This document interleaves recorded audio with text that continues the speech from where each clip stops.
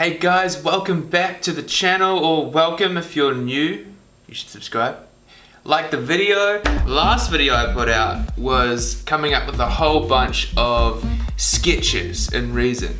I think I came up with 4 different beat ideas in 60 minutes. And I've been messing with one of them in Ableton. I exported the stems and started chopping and changing some stuff.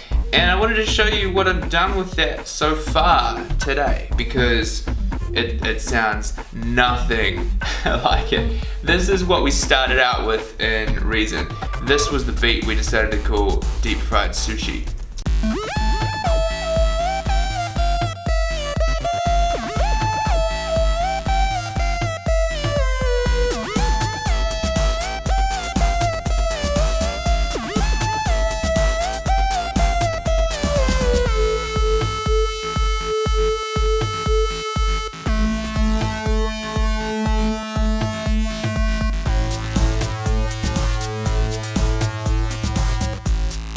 I feel like this formant thing's a lot too loud.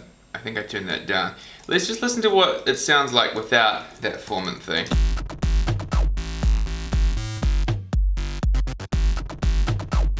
So we've got this kind of bass vibe. I really dig that. Etc. Anyway, let's see what that turned into. This is the Ableton project.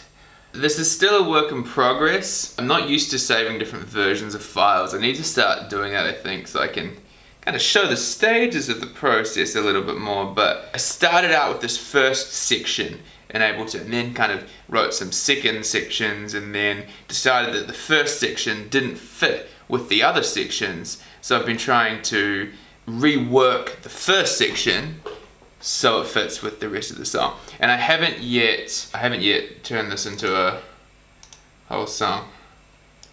Oh, Ableton's not responding. It's a really good look. Alrighty. One thing that I've done in Ableton, currently the only key command change that I've made, I have set the stop button to be D, which is what I have it set as in Reason. If you put the help thing over the stop thing, it says click to stop playback. Makes sense. Space, toggle play and stop. Yep, cool. Double click, stop and return song position to 1.1. There's no button for that in Ableton, but I feel like that's a really helpful feature that I used all the time in Reason. So what I've gone and done is set the D key to that. That way if I'm like, you know, somewhere else in the track and I want to go back to the start, I can by pushing D. That's the only keyboard command change I've made so far in Ableton. Alright, check this out.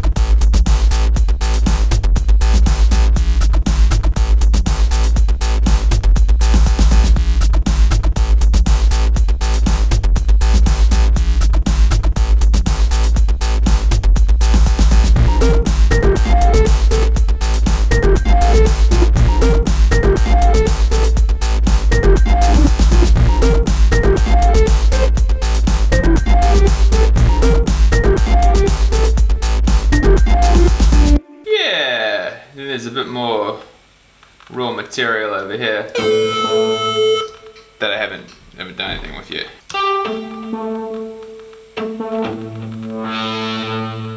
That's cool. I need to make a note to use this later. Use this. So I've been doing a lot of resampling here. One thing that I was wanting to show but didn't really understand how the saving different versions thing worked and messed up my ability to do that is this commit to groove thing. So I've been doing a lot of resampling in this one. So then I've got this chunker doing little hits like that. Got the synth bass.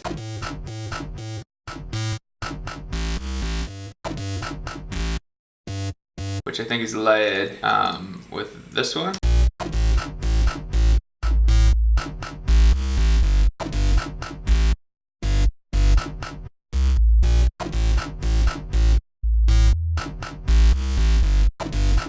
And to get a lot of that melody for the bass, I just right clicked and went convert melody to new MIDI track, and that does that kind of thing. And then I had the melody and the right rhythm for the bass, which was helpful. So that's my bass. I have resampled and consolidated this. I chopped bits up from other bass clips that I got from the Reason session.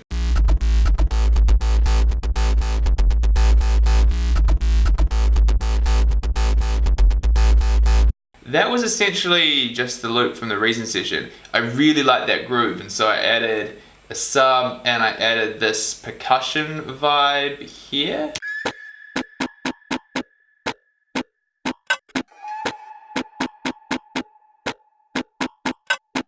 Which I created by resampling a whole bunch of percussion hits. And then I consolidated it so I could commit it to the groove. I've been really enjoying this commit to groove feature. I feel like it really ties in different parts of the track. This blue bit here, this glitchy goodness.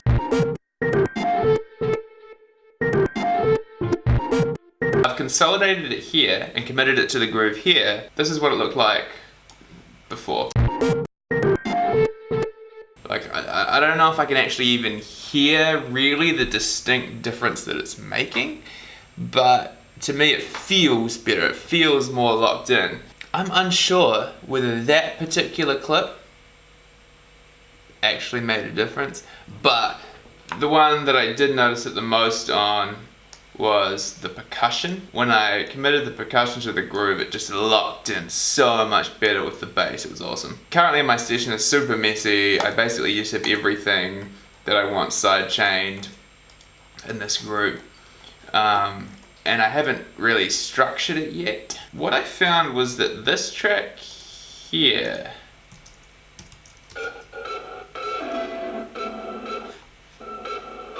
really added a lot of vibe, I think. This is what it sounds like with it.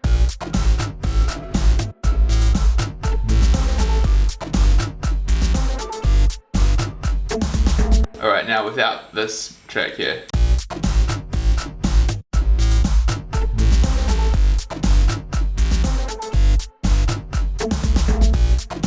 So it's subtle, and this is a really filthy sound.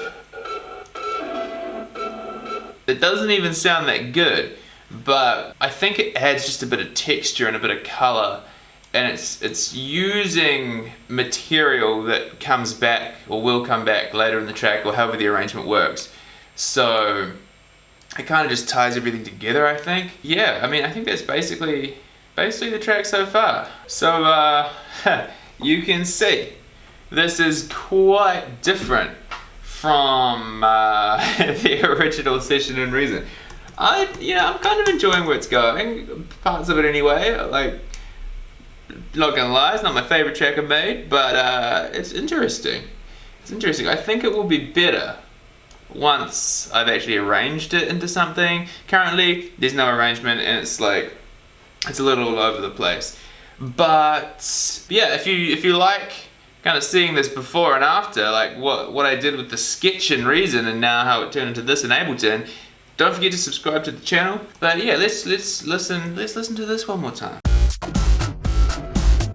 I should also say, literally the only thing in here so far that I've actually programmed is this sub.